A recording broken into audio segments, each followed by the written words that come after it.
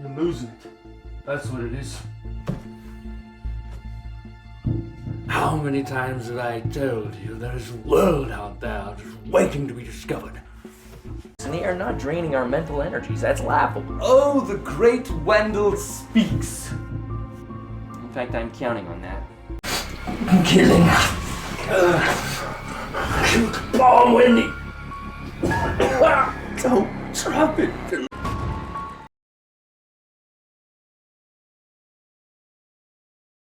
Let's see if I have that handsome, good-looking actor in my studio. Hello, Sean. Hello? Thank you so much for agreeing to be a part on my show, Sean. My pleasure. Okay, can you increase your volume? I can't hear you. My mic on? Yes. Yes, I guess I can hear. Now you can hear? Yes. Pardon me if my pronunciation is not up to the mark at any place. What's that? I said, pardon me if my pronunciation is not up to the mark at any place. No, I lived in India for a few months at one time, so I'm familiar with that pronunciation as well as others as well. Oh, no. I know, I read in your biography and I was delighted. I said, wow, this man has traveled to Japan, lived for some time in India. Mm-hmm. So he's been exposed to Indian culture, Japanese culture, and he's from North America. And look how beautifully he's doing. Okay, let's have a video. Let's see. Let's show the audience your acting skill. You're losing it. That's what it is. How many times have I told you there's a world out there just waiting to be discovered? It's all fine and well to be ready to punch and run. But that won't help you if the aliens who are keeping us in here, against our wills, mind you, continue to drain our mental energies. And they are not draining our mental energies. That's laughable. Oh, the great Wendell speaks. In fact, I'm counting on that. Yeah, Wendell, you haven't been here with us at all. I need your help. I'm going to help you, Billy. And you, Gustav. I need you to trust me. How do you propose we get past the gates of this facility? And a ton of 8-foot-tall guards that are like mixing alien with a machine. That's why we will be sneaking around in the night.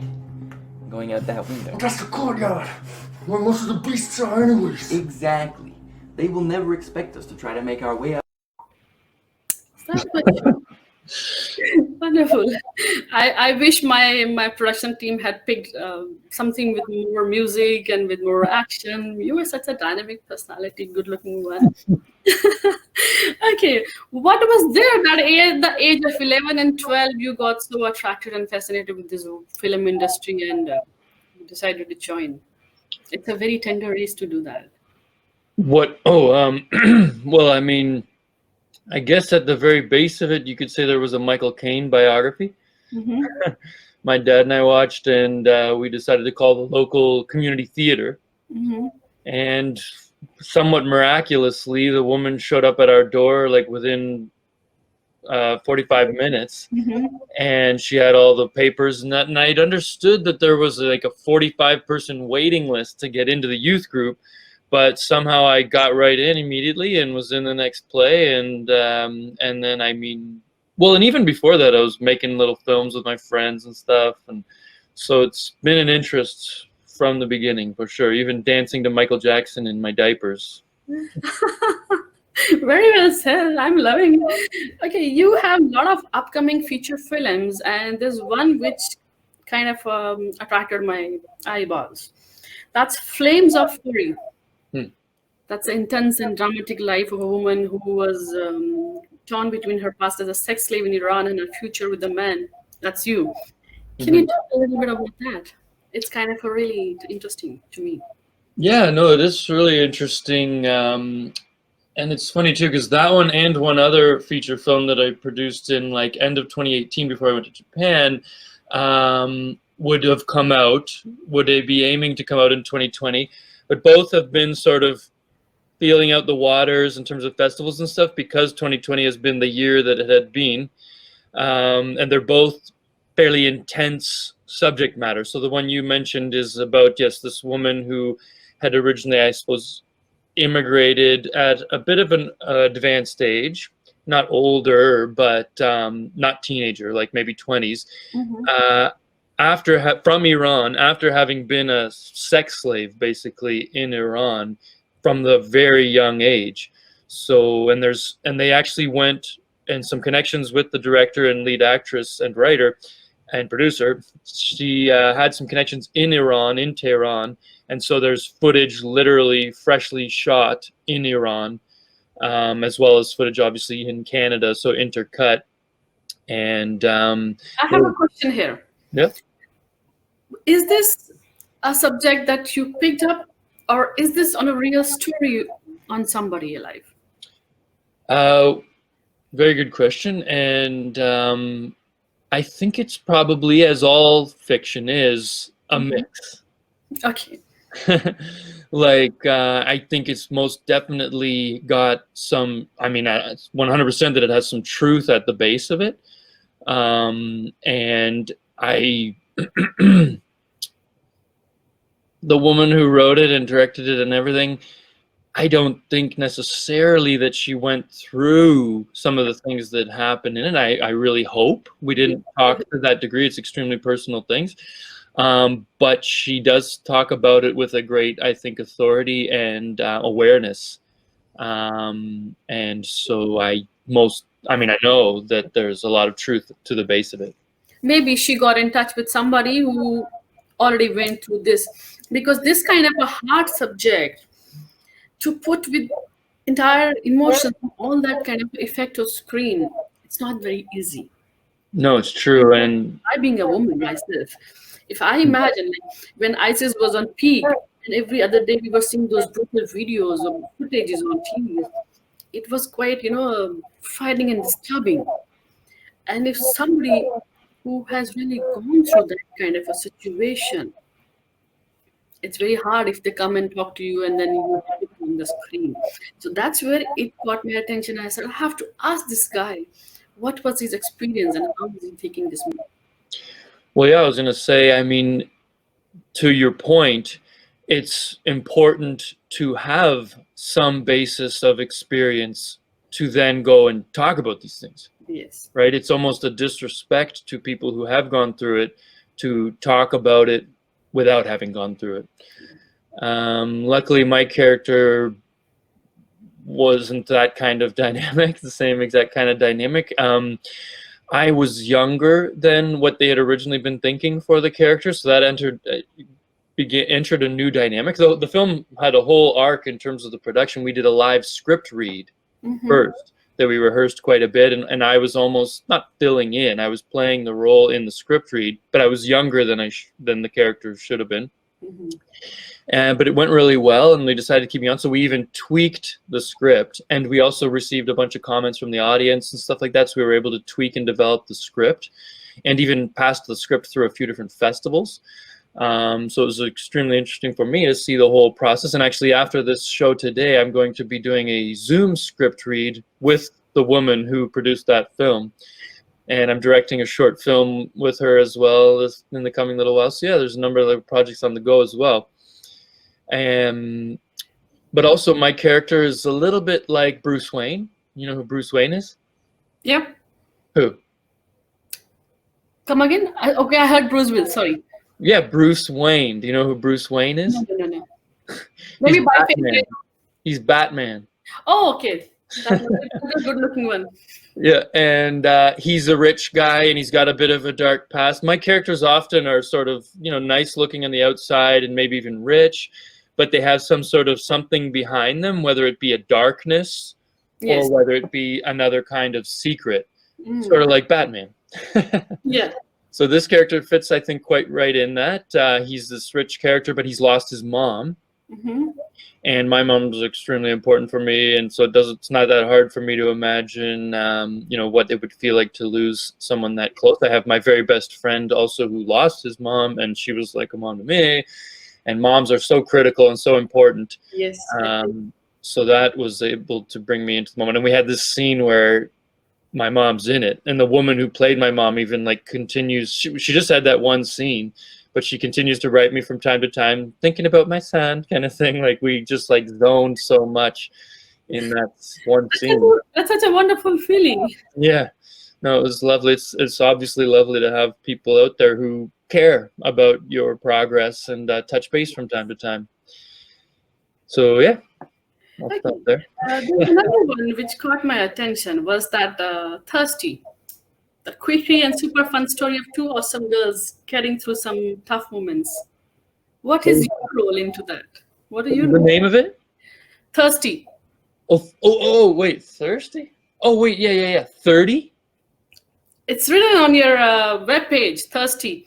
Uh-oh, The that could quirky be a and super typo. fun story of two awesome girls getting through some tough moments. Yep, that's a typo. Thank you for pointing that out. It's not called Thirsty. It's called 30. So I'll have to fix that. Oh, it's 30-something. I don't know. I'll have to check that out. Thank you for pointing that out. But yeah, no, that's a really cool film too. Thank you for reminding me about that. It's been a little while. I've touched base with the director a few times, and they say progress is being made. And in that one, I play the boyfriend of one of the two main girls, and those two girls wrote the film together. And so it's really a labor of love. Their husband one of the girls' husbands directed and DP'd it, which is an interesting mixture, which means director of photography. So he like not only said where the camera would point, but how it would be lit and all that. So he took on a lot of responsibility. And it's a really sort of inspiring story about these two girls and their experiences. And I'm obviously, as the boyfriend of the one, fairly involved in that. That's what I thought. Are you romancing with one girl, or is it romancing with both the girls in the movie? I have to find out. Yeah. No, yeah, it's their story. It's very much their story. May I say, I guess I'm really glad in this time of Black Lives Matter and so many interesting movements of women as well as people of color and indigenous peoples and all kinds of things, that I'm able to be a white male as an actor and play secondary roles. And that's a-okay. Like, I mean, my gosh, like what's the problem? And so to be able to play a lead sometimes, but then also sometimes a role that supports someone, and I'm particularly interested in those when it is a person of color or a woman. And so, yes, the two movies you've pointed out have been really good examples of that kind of opportunity.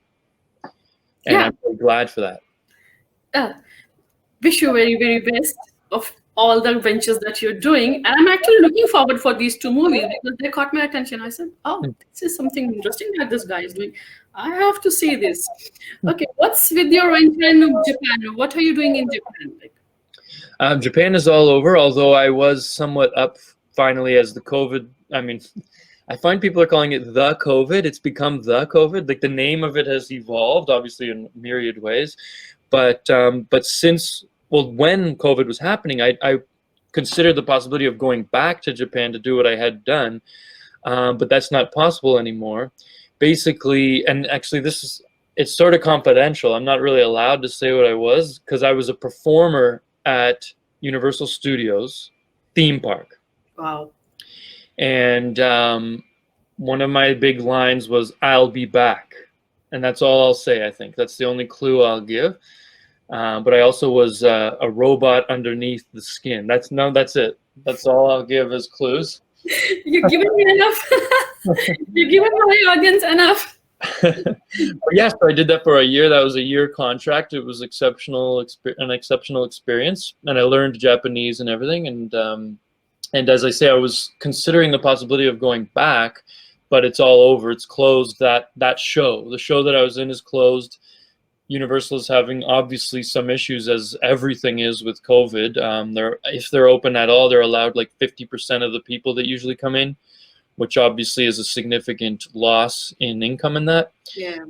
I threw out as well to Disney in LA to potentially, I'm told from time to time, although I don't think it's entirely true, but there's some truth to the fact that I have a bit of a resemblance to Benedict Cumberbatch. You reminded me of that guy who acted long back when I was a teenager in Dirty Dancing. Oh, that's yeah. Oh, Patrick Swayze. Patrick Swayze. yes, we've My lost dad him. used to. He's no more. But I was a teenager in my school time, and I mean, even younger than that, I believe. And I watched that movie, and I was like, whoa, what a dancing skill, and what a great actor. So when I saw you, I said, is he incarnation? Is he back again? My dad used to get that when he was younger, actually.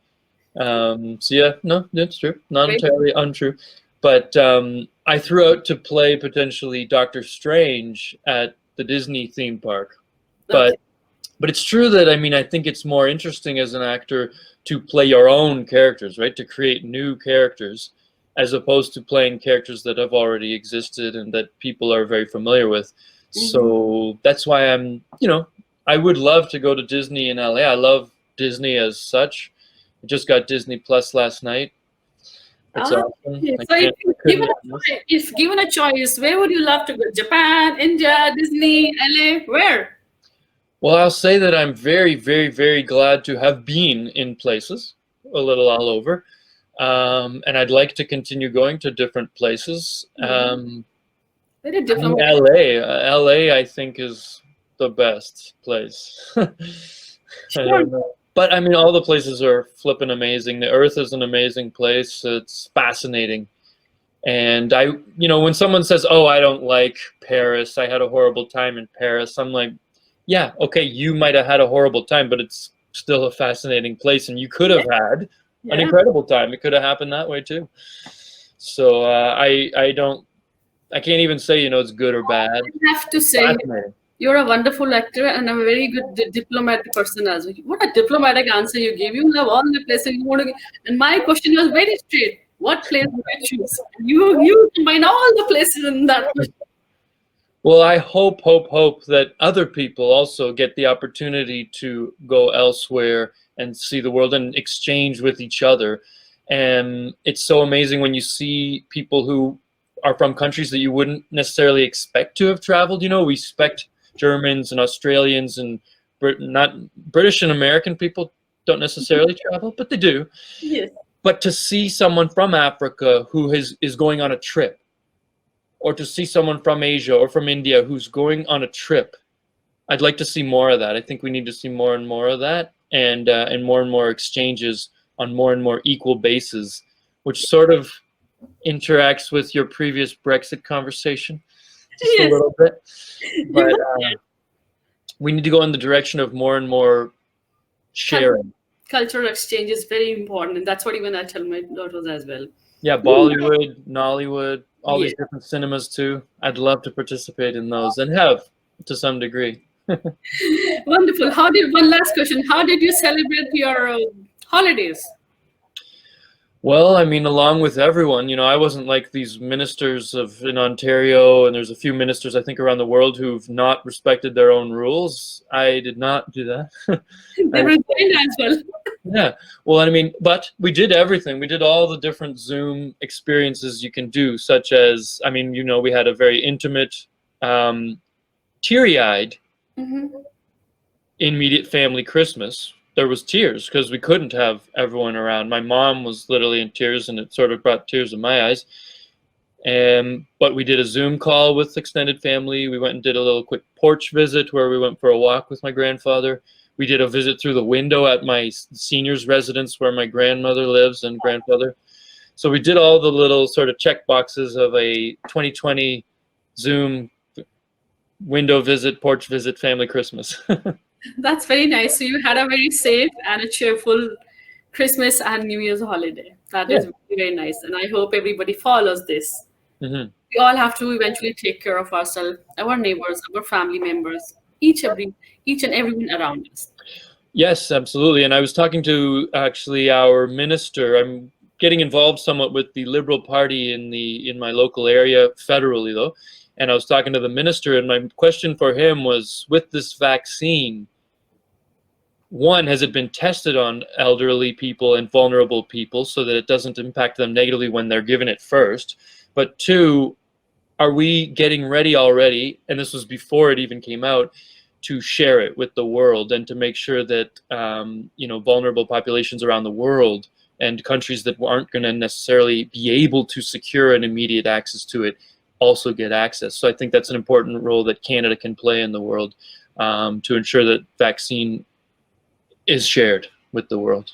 Yes, it is, because Canada, what I read in the papers in other country news as well, that Canada has acquired a pretty good amount of vaccination, a big chunk from all these manufacturers, pharmaceutical companies. Yeah, and we are a country obviously that can and sort of had to anyways, because it's the winter time, isolate.